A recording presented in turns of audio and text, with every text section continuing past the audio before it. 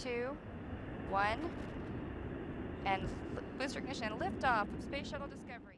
24 फरवरी 2011 space shuttle discovery Robonaut 2 को international space station पर पहुंचाते हुए। रोबोनॉट 2 उन्नत साइंस एंड टेक्नोलॉजी की एक मिसाल है। इसके डिज़ाइन की रूपरेखा एक शख्स ने आज से लगभग 500 साल पहले ही बना दिया था, लियोनार्डो दा विंची ने। रोबोनॉट का बेसिक स्ट्रक्चर और डिज़ाइन का डिटेल विंची द्वारा दिए गए रोबोटिक्स के डिज़ाइन पर आधारित है। विंची के रोबोटिक्स मॉडल की बात करें या उनके मिलिट्री वेपन की डिज़ाइन की बात करें या उनके पेंटिंग्स की बात करें, तो उनकी सभी रचनाएं इतनी उन्नत और इतनी मिस्टीरियस हैं कि उनके ऊपर अभी भी रिसर्च चल रहे हैं और अभी भी बहुत कुछ समझना बाकी है। दुनिया के सबसे पॉपुलर पेंटिंग मोनालिसा के क्रिएटर लियोनार्डो दा विंची इतिहास का एक ऐसा शख्स था जो कि एक चित्रकार, मूर्तिकार, फिलोसोफर, गणितज्ञ, आर्किटेक्ट, इंजीनियर और फिजियोलॉजिस्ट सब कुछ था। उन्होंने कई विश्व प्रसिद्ध पेंटिंग्स, स्कल्पचर और साइंटिफिक मशीन के डिज़ाइन बनाए थे। विंची के समझ, ज्ञान और अनुभव की क्षमता साधारण मनुष्यों से कहीं ऊपर थी।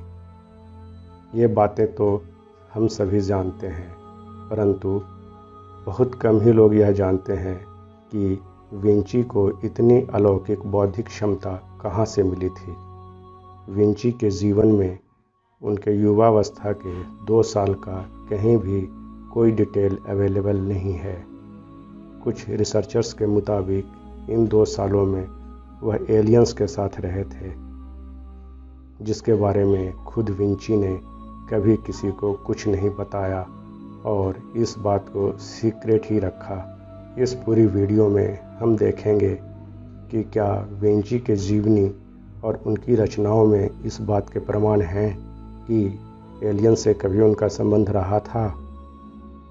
1476 में विंची के ऊपर समलैंगिकता के आरोप में एक मुकदमा भी चला था।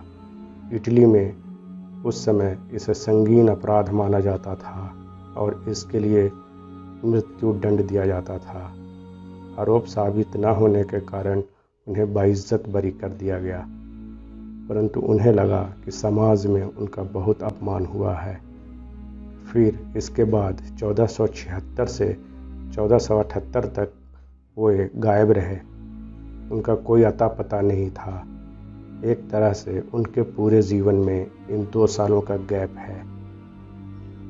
उन 2 सालों में वे कहाँ रहे और क्या किए, वह अभी भी एक रहस्य बना हुआ है।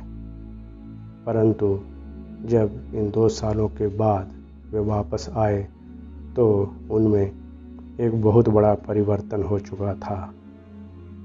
उनकी बौद्धिक क्षमता अविश्वसनीय रूप से बढ़ गई थी। उनके हर काम और उनकी हर रचना में हाई लेवल प्रिसीजन दिखाई देता था। तो क्या उन 2 सालों में विंची कुछ ऐसे विशिष्ट लोगों के संपर्क में आए थे जो उन्हें ऐसी चीज़ों के बारे में और कुछ ऐसी बातें बता और सिखा रहे थे जो कि आम इंसानों ने नहीं देखे थे।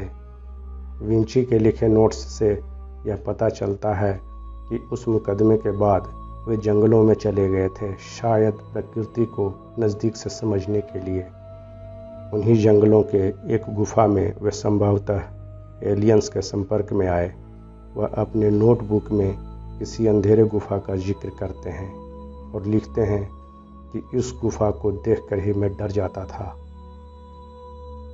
क्या कारण है कि विंची अपने उन 2 सालों के किसी और चीज़ का जिक्र नहीं किया, लेकिन इस गुफा का जिक्र जरूर किया? तो क्या विंची इसी गुफा से एलियंस के संपर्क में आए और एलियंस उन्हें अपने साथ दूसरी दुनिया में ले गए थे? जब इन 2 सालों के बाद वे वापस आए तो उनमें एक बहुत बड़ा परिवर्तन हो चुका था। उस काल में पूरे यूरोप में चर्च का दबदबा था और सभी डिसीजन चर्च से दिए जाते थे।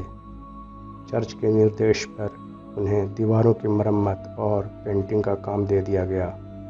जल्द ही वह पेंटिंग्स बनाने में एक्सपर्ट हो गए, परंतु उनके बेहतर काम की क्वालिटी को देखकर उन्हें और अच्छे अवसर मिलने लगे। मिलान शहर के ड्यूक ने उनको अपनी सेना में इंजीनियर के पद पर रख लिया। विंची ने ऐसे हथियारों के डिज़ाइन तैयार किए जो युद्ध में काफ़ी उपयोगी सिद्ध हुए। बाद में उन्होंने अपनी सेवाएं दूसरे देशों में भी दिए। इस बीच उनकी रुचि ह्यूमन एनाटॉमी में भी हो गई और वह मशहूर डॉक्टरों के पास जाकर मुर्दों की चीर-फाड़ अपनी आँखों से देखते थे। इसी कारण उनको मानव शरीर के अंगों का सूक्ष्म ज्ञान हो गया था। कहते हैं मानव शरीर के अध्ययन के लिए वह मुर्दों को कब्र से भी खोद कर निकाल लाते थे।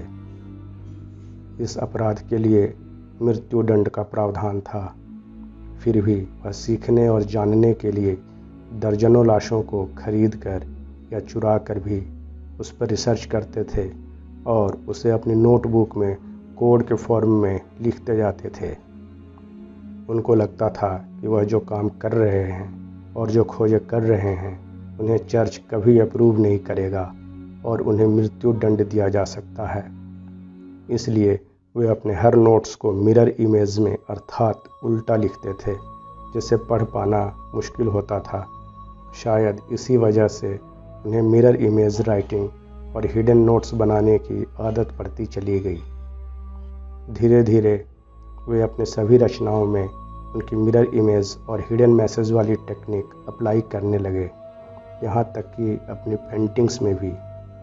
इन पेंटिंग्स और नोट्स में इतने मिस्टीरियस और हिडन मैसेजेस हैं कि आज भी उनके ऊपर रिसर्च हो रहे हैं।